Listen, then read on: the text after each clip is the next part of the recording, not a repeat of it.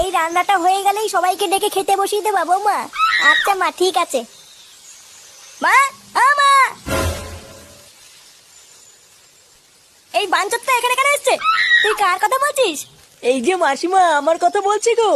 আপনার ছেলেটা না খুব দুষ্টু, একটু ইয়ার কিউ বোঝে না বাবা গো বাবা। হ্যাঁ গো, তুমি আমার ভাইকে গালাগালি দিলে।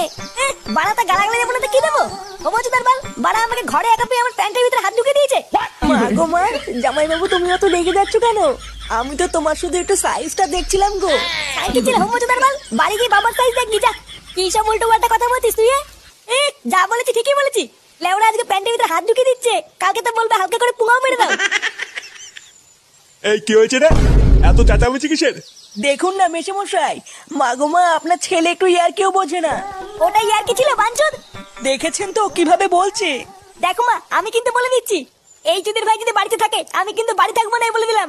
চোরে বাচ্চা, তুই ঘর থেকে বেরিয়ে যা। আমরা কোনো কাজকর্মের বেলায় নেই, কোনো রোজগার পাতি নেই, আবার বড় বড় কথা। ও বাড়া, মায়ের থেকে মাসির দরদ বেশি, তাই তো? বাড়া এখন তো দেখছি আমার থেকে এই বাড়িতে হোমোচোদার দাম বেশি। লেওনা যেদিন এই হোমোচোদারা তোমার ধুতির ভিতরে হাত ঢুকিয়ে নেয়ানারি করবে সেদিন বুঝবা বালের এই বাড়িতে আমার কোনো দামই নেই। ভিডিওটি ভালো লাগলে অবশ্যই লাইক করে দিবেন এবং সাবস্ক্রাইব করে দিবেন। ধন্যবাদ।